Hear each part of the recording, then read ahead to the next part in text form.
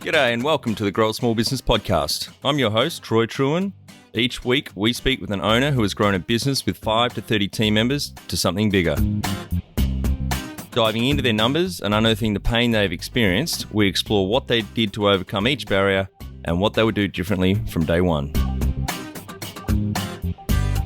Let's get into it.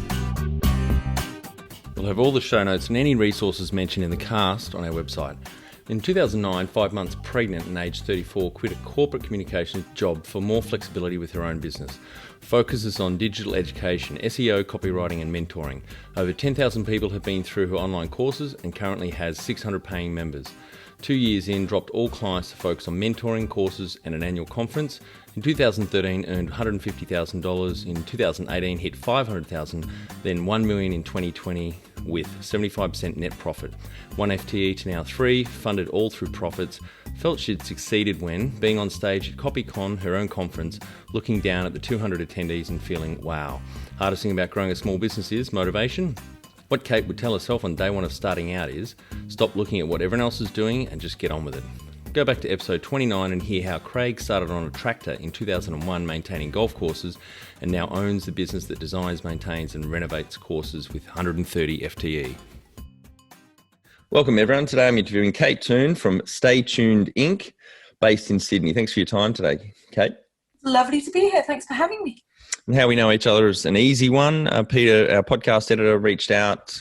He's got a project at the moment to help us level up the numbers 50-50 male-female on the cast. So he sent you an email and we're grateful that you accepted to come on the show. Well, look at me making you diverse. How yeah, that's it. Well, I think in the last month or so, a lot of the stories that I've heard interviewing mostly women to help us catch up has been a lot more interesting and intriguing than the blokes. Women are far more interesting. Come on, you know that. True. I know that, yes. Yeah. Tell our audience a bit about your business, what it does, how it makes money.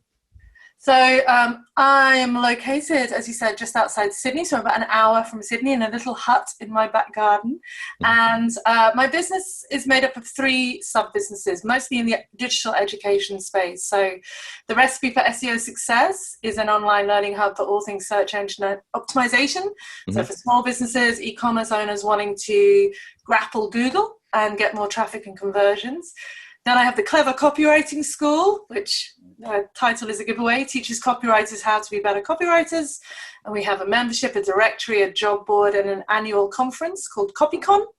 And then I have my mentoring group, which is called the Digital Master Chefs, which is a online education space and community for those wanting to use all aspects of digital to build their business. So again, small businesses, service providers, and e-commerce store owners. Great. That's a good, diverse business. And yeah, copywriting is such an important skill and art. I read David Ogilvy's book. What was it called? Advertising Man?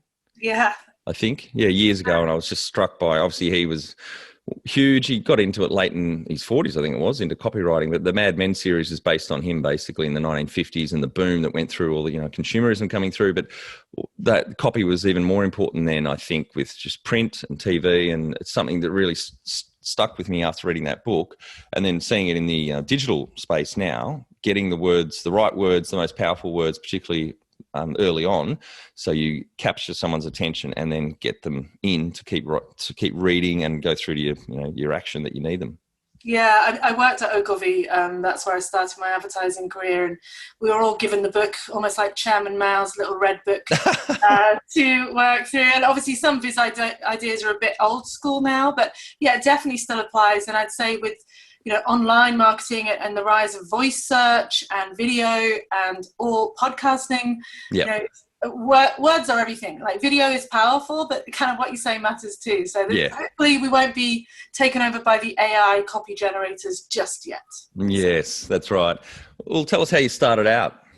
So I, as I said, worked in large advertising agencies, Ogilvy, RMG, and then advertising.com in the UK as a producer and a copywriter, working on big brands like American Express and Qantas. And I did that for a while, and then I got up the duff.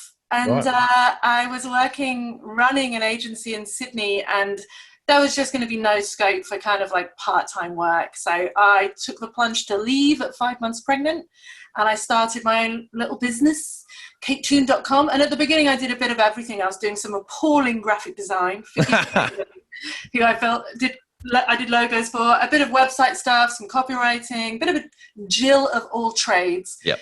And then I niched down into SEO copywriting, which back then was still kind of niche. So we're talking, 2009. I did that for about 5 years. And, I was one of the best known copywriters in Sydney. I was charging big rates, but it was finite. I was exchanging my time, money. There's only so far I could go. So about that time, I kicked off workshops, and they eventually grew into the course, The Recipe for SEO Success, which has now had over, 1,500 people take that, and about 10,000 people take the smaller courses. Well done. I know, big. And then the Clever Copywriting School started from one template. I had a template on how to write your website copy, and everyone kept on asking for me. I thought, I could sell this. Yep. And I started selling it for about $7. Yeah. Now I think it sells for a lot more than that, and I've sold a fair few. So yeah, it was my transition into passive income. Ha ha ha, passive income. And it was a slow transition. And there was a couple of years where I was trying to service clients and do that. But then after about 2 years, I managed to drop all my clients, which was fabulous. So it was 2009 you started. And what age were you then? In 2009, gosh, how old was I? I was about 34. Yeah, 34, great. And so it took about 5 years before you started that transition to, leveraging your time better through courses. Yeah, and I think that coincided with having a young son who at 5 went to school. And although you still have similar amount of time with them, there's some kind of mind shift when they go to school. It's like, we're through the hard bit. Ha ha ha, you're not. It's someone else's problem for 6 hours a day. And that just opened my mind a little bit. Yeah. But it was challenging. I mean, the parent guilt is always there, and I'm sure you feel it too, that sometimes you feel any time you take away from your kid for your business is bad. So there were some late nights and early mornings. I'm through that now. I wouldn't say I've got balance, because who has, but it's a lot better than it was. I'm not burning midnight oil. I think we'll get to balance in a minute, but I think you've got to continually work on balance. And I certainly feel guilty sometimes, but then to get myself out of that mindset rut, I go, well, actually, we both should be grateful, my daughter and I, that I have the flexibility that I do. And sometimes I do have to do a little bit of work while she's with me. Not very often, but I shouldn't feel guilty about it, because all the other time I pick her up from school. I take her on holidays probably 3 weeks a year in the school holidays. So that's, we are lucky. We are lucky. And also we're at home. I work from home. So that's right. Yeah, that's the other quandary, isn't it? Yeah, and my son now works in the business. So he does some video editing for me. Awesome. So he's, part of it, which is lovely. That's great. He's 11, isn't he? He's 11 now, yeah. So great. I put him to work. Maybe I should start delegating. Yes. To my 7-year-old. Yeah, do it. And what was it like transitioning out of, working for someone else firstly, then for yourself, for an hourly rate, effectively, and then the last transition into leveraging your time better? Like those two transition phases, how did you go? Well, I think because I was a project manager, the kind of organizational stuff came relatively easy to me. I know a lot of people find it hard to structure their day, to self-motivate, to plan. That was kind of what I'd been trained to do. And I was so relieved not to have a boss anymore, because I always thought I knew better than my boss. But I didn't realize I'd actually now have the worst boss in the world, myself. But obviously you work twice as hard for yourself than you do for anybody else. So that was...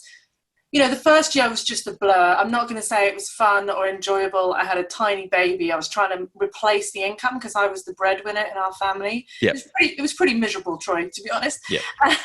About year 2, it started to get a bit better. Yep. And I didn't really ever have any horrible client relationships, but it's always difficult when you are someone's creature, you are someone's bitch, let me say it. You sound like a someone says jump and you have to say how high. Like, I still didn't like that. No. And so what I did was I replaced my 10 clients a month with 10,000 customers a month, and you're still someone's bitch to some degree, because, I can't log in. Why did this happen? You're still dealing with a lot of those customer service issues. And I wouldn't say it's actually better in this space that I'm in a you know, passive income versus clients, it's just different. Yeah. There's huge capacity to earn more money, way more money, but the challenges are not better, they're just different. Yes. Like, you still have tough days, difficult customers, you know, all the same things. That's good. I think to debunk the myth, people think, one, working for yourself is so easy, you make so much money, and two, passive income is passive, when clearly it's not. It's just different challenges. Yeah. Well, do you have some key numbers you can share to illustrate the growth? Yeah. So, you know, when I was working as a copywriter, I've actually brought my little figures up in front of me. Right.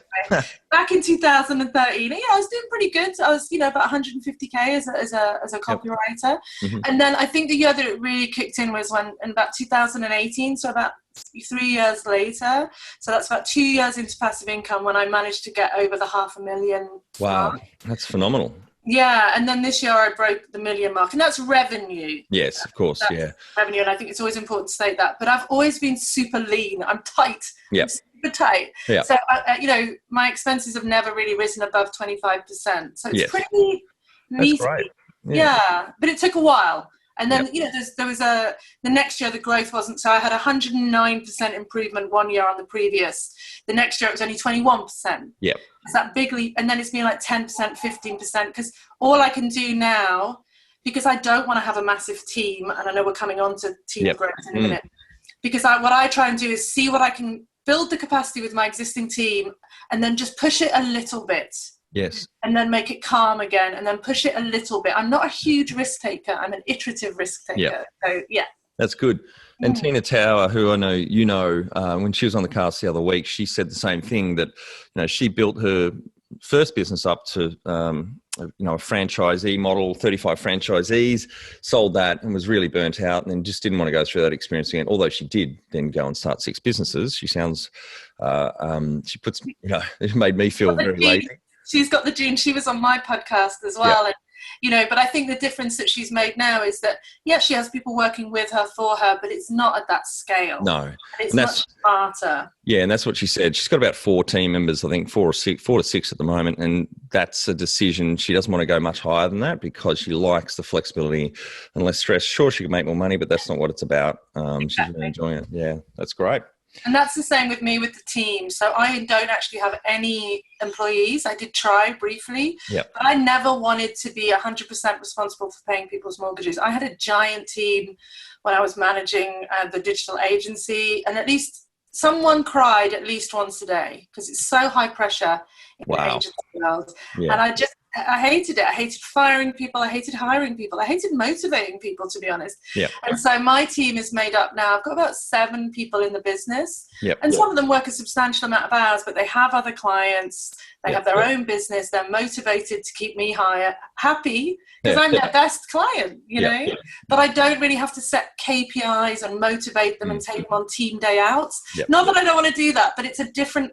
I like to be the creative director in my business, not the CEO. Like, I like to play in my business. I don't want to be in charge of like people's payroll. And it's good that you've come to that realization. It took a while. Yeah. And so what would the FTE be if you've got 7 people? Would it be 3 full-time equivalents? Yeah, I'd say probably about 3. So I've got a VA. I've got a VA team that do about 40 hours a week. I just took on a junior copywriter for 20 hours a week. Couple of WordPress developers, an accountant, a bookkeeper, an editor. So bits and bots, and that means I can dial them up and dial them down. That's probably 3 people, 3 full time. Good. And when was the moment you felt like you'd succeeded? I don't know. I haven't had it yet, Trey. Have you had it? Half the people give that answer. Well, no. I mean, look, I remember being on stage at CopyCon, which was the conference that I set up. And who am I? I'm not an event organizer, so that was pretty crazy. We had it at the Melbourne Arts Centre. There's 200 people there, which isn't huge conference scale, but it was like an Ed Sheeran concert. People were so excited. I remember standing there and looking down and thinking, this is pretty awesome. Yeah. Couple of my overseas speaking things, I felt they really massaged my ego. But often it's the small stuff, like, man, when I get a spreadsheet organized and I've got all the fonts the same size, boom. It's little things these days. And as you said earlier, It's having a good solid day where you haven't had any arguments with anyone, you've made a bit of money, and you can go and pick your kid up from school and have ice cream. That to me is a great day. So yeah. Well, that was the next question. What does success look like to you? Would you say that's the answer? Look, I'm not sure. It's something I'm continually battling with, what success looks like, because like most of us, I'm sure like you, like Tina, whenever I succeed, I just move the goalposts and I make a new thing. Hitting the big money was a big one for me. That was great. Sorry, my doorbell's going off. That's all right. It's all going on today. We're cuffing doorbells. That was a big one for me, but also once now I've done it, I don't care anymore. Yes. So I'm not aiming to earn 7 figures every year. I'm actually bringing it down because I want to work a bit less. Yeah, good. So I'm not sure. I think success is elusive, and I don't really know the answer to that question. You're the perfect person to ask the next question. Number one thing you'd recommend to marketing a fast-growing business? Number one marketing thing, I think I would say SEO. Obviously, that's my big thing. But I think these days I'm finding so much success in just connection, especially in this year of COVID 2020, turning up in communities and Facebook groups and making little videos that just help. Like, you don't need to share the most smart, amazing tip. You don't need to, be producing massive ebooks and infographics. Even just helping somebody with one simple problem can just build that relationship. So I'm all about relationship marketing, to be honest, and just trying to form connections. Yep. Yeah. Well, while we're on marketing, I just wanted to ask about SEO. How relevant is it these days? Because obviously people talk about the engines, have really hammered a lot of the techniques over the years. What's your opinion on where SEO is at the moment from a marketing? Well, every year someone tells me SEO is dead. But at the end of the day, the robots haven't taken over. It's not quite Westworld yet. And Google needs to use something to identify whether your content is better than Bob's content. Yeah. So there are still factors, there are still signals. Yes, they're changing, but the more they change, the more they stay the same. It's about relevancy, fast sites, usability, responsiveness. Does your site look good on a mobile device? Delivering a good result for the customer. Basic conversion optimization, and just thinking about the way people search. I mean, that's the biggest change. These days, we're much more likely to talk to our device than type into a keyboard. And so conversational copy and conversational search is becoming the way to go. So talking like your audience is going to be the big thing. If your audience use a particular vernacular, you need to be using it too. So I think it's still alive and kicking. I hope so, because I've got a very expensive course that I want people to buy. Right. And how did you fund your business? How did I fund it? With nothing, just with me. So I've never borrowed, had an angel investor, or had a bank loan. I've just built it up over time. And my plan has always been to sell the thing first and then make it. So I didn't go away and spend 3 months building my course. I sold it to 30 people and then I built it, and by my teeth. So I'm a very, very big believer in proving the concept before you invest the money. Right. And they were all okay waiting 3 months for the course to come through? No, because I built it week by week. Often, I was uploading the videos 10 minutes. I've heard of that technique, Terrifying, but gosh, it gets the work done. I can't remember the author. It might have been Abrahams in the USA in the 80s. He would put a small print article in the newspaper about a business book he was going to write, the title and a bit of a description. And then he had a cutoff point. If he didn't get, say, 100 checks by the end of the month after the ads run, he wouldn't write the book and he'd just send the checks back to people because he didn't want to waste his time. I thought, geez, that's just a brilliant little technique, isn't it? It is. You've got to be brave to do it, and you've got to know that you can commit to it. But I do that a lot. I've just announced my new copywriting course on Facebook and said it'll be ready by January. Because I've said that now, the pressure, I have to do it. Otherwise, I would just never do it, And if you were to start up today with plenty of funding, would you go into your industry? I think so. I think I would have cut to the chase and not done the 5 or 6 years of copywriting. Obviously, that was super helpful. I mean, if I was given loads of funding, there's many other things I'd like to do. Buy a ute and travel around Tasmania, maybe. But I still think there's lots of life in digital marketing and lots of fun to be had. So I think I would. Yep. And can you outline the most stressful point in your small business growth journey so our audience can learn from it? I think it was when I was trying to build the passive income products and service my clients and have a 5-year-old and have a partner and a life and do all the things that we're supposed to do. Yeah. Yeah, that would be it. Yeah, that's a lot of change going on, transitioning from hourly work to, air quotes, passive income through courses, etc. Yeah. And what area in business do you feel you've had to work on the most to add the greatest value? I think we're going to come up to this in a minute with the mindset shift. I think the biggest area that I've had to work on has been myself. Yep. I've wasted so much time looking at what my competitors are doing, having comparisonitis and imposter syndrome, and just going down the rabbit hole of, oh, what else have they got, and oh, look at this and their website, and all that time wasted when I could have been investing it in me and my products. Yep. So that's been the thing I've had to work on the most, to be able to kind of stop doing it. Yes. And deliver that time to my actual customers, not my competitors. Yeah. And what have you enjoyed least about managing the fast growth?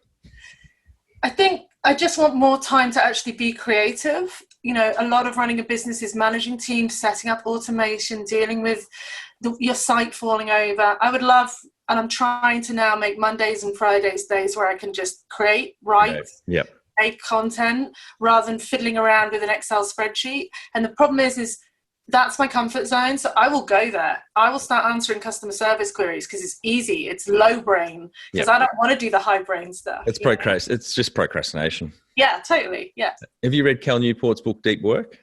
Yes, I have. Yeah. And I've read all the books, but it doesn't mean you implement the ideas. Yes. The irony of that. Yes. Yes.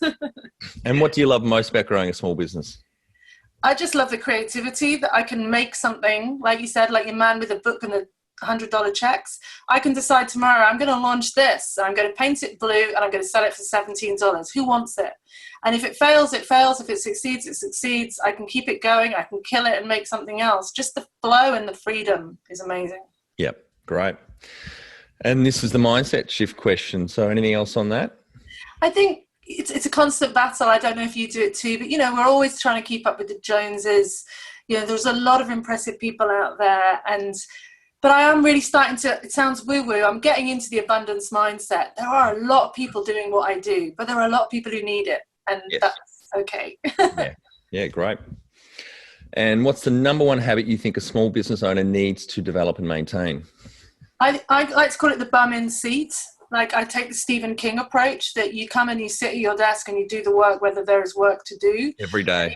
Every day you put the time in. I am not the smartest person or the most consistent, but I am persistent. Yeah. And I will sit here every day, whether it's been a good day before or bad. I won't get sweat. I'm here doing the do. And I think a lot of people just kind of think, well, it hasn't happened in 3 months. I failed, or I'm just going to take a couple of weeks off and come back to it, or I'll just do a couple of hours. And that's a lovely way to be, but manage your expectations of success if that's what you're going to do. Yeah. Do you love talking small business growth with other owners? We have a vibrant online community from many industries around the world. Plus, we regularly add new tools and resources for community members and host 2 webinars a month to help you grow your small business. growsmallbusiness.com. And can you talk to how you've added people to the team, some wins, mistakes, and advice for those listening? So I've done it slowly. I started with a VA, just a couple of hours a week, build that up, let them find opportunities to help me. Like, I didn't know what I needed help with, and they often saw what I needed help with. I'm very much a DIYer. That's kind of what I spruik, but I've learned the value of, outsourcing. First person I would employ absolutely is an accountant. I want nothing to do with my money. I don't get it. I don't want to mess that up. Yeah. And then a VA was very helpful. I did try getting an employee, but it just wasn't for me, for all the reasons I've discussed. Yeah. I think, you've got to micromanage people for the first 3 months, and then you've got to let them go and just let them be. And that's how they shine. And if they don't shine, you've got to be quick to get rid of them as well. Yes, totally agree on that front. And what are some things you'd recommend to building a sustainable and kick-ass culture to help with the growth? So, I don't have a big company, but I do have massive communities. So I've got a 10,000 person community. I've got another one with 4,000. And then I've got 2 paid memberships with 600 people in. Yep. So keeping them engaged I think it's about advocacy. So not all being about you, facilitating conversations, heroing other people, letting them be the voice of your business and trusting the flow. Every time if there's a dispute in a group and I go in and I try and stomp on it, it never works out. Like the group culture, kind of, they battle it out themselves. It's like Lord of the Flies. And it generally works out better than when I come in and be a dictator. So resisting kind of trying to control everything, I think, creates a good culture too. Yeah, good. No, that's a really good point. And tell our audience how you've handled balance. I haven't. We can move on. I haven't, honestly. I don't think there is balance. I have weeks where I do great work and I have weeks where I'm an amazing mum. They're not necessarily the same week. Yep. I'm getting better at taking gaps in the day, like actually going to the toilet. That's the thing, isn't it? And having lunch, and investing in my health. But I'm not good at it, and I it's something I'm working on. Yeah, great. And how much professional development did you invest in yourself? 0. I've got a lot of books on my bookshelf. I've read some of them. I've never done a course. I didn't go to any conferences until I was about 6 or 7 years in, and then it was as a speaker, not an attendee. I really, really learn from my customers. I watch. I'm a lurker. What are they doing? What do they want? And then I make it. And if I don't know how to do it, I learn how to do it on the fly, rather than doing proper courses, as it were. Yeah. It's ironic, since I sell proper courses, And have you had any mentors or coaches along the way? No, I haven't actually. I've had a couple of chats with the amazing Robert Garish from Flying Solo, who's like a stage old Gandalf. He'll hate me saying that. He's not that old. But no, I haven't had a business coach ever. Probably should have done. It would have saved me a lot of time. But I don't like being told what to do, Troy. That's a common theme in this podcast, I'm sure. Yes, I think it is. Yeah. Very strong-minded people on. But they probably would have shaved a few years off that 5-year before you started to transition to. Great words. Yeah. And do you have a board of directors or advisors? I have me and my CFO, who's currently on the floor, my chief furry officer. He's still I've got a chocolate Labrador Carlton supporter. What's your dog? He's a Pomeranian. Like, you can just see him. He's just had his hair cut. Oh, gorgeous. Super cute. He doesn't help much, but he's my guru and my mentor. Great. All right, Kate, we're on to the final 5 questions. What do you think is the hardest thing in growing a small business? Motivation, turning up each day and keeping yourself going. Yeah. Your favourite business book which has helped you the most? I'm going to say the dictionary. No, I don't know. I don't have one. Okay. Any great podcasts or online learning tools you use for your professional development? I listen to a lot of actually non-business podcasts, story-based podcasts, so like This American Life and Reply All. Yep. And you might not think they have helped your professional development, but they so do, in terms of opening your mind to new ideas and thoughts. So those would be my one. That's a good point.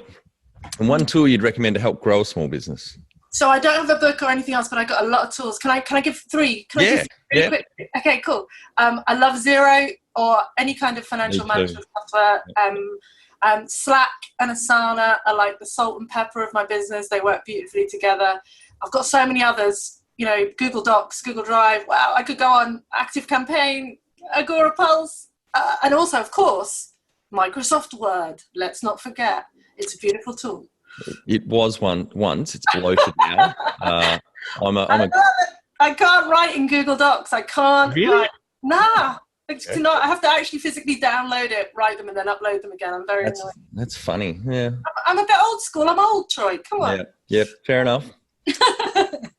All right. Any other tools? No, I think those are my top ones. Those are good. Right. All right. Finally, my favourite question. What would you tell yourself on day one of starting out? Stop looking at what everyone else is bloody doing, you idiot, and just get on with what you want to do yourself. Right. It's so true. I said to someone the other day, I wish I had have made the more recent transition earlier. But as you know what it's like when you're in the forest, you can't see the trees sometimes. No, and it's all part of the journey, isn't it? That's it. We haven't gone through all of it, so yeah. Well, thanks for your time today, Kate. I think the audience got a shit ton of value out of what you shared with us today, and congratulations on your success and your journey. And I think you've had a wonderful transition into something that you're clearly enjoying and loving right now, and helping a lot of business owners out at the same time. Thank you so much, Troy. It's been fun. And for our audience, we would greatly appreciate a review in iTunes or whatever platform you listen to us on. More reviews means we bubble up higher in iTunes, etc., so more business owners looking for podcast help with their growth will find us.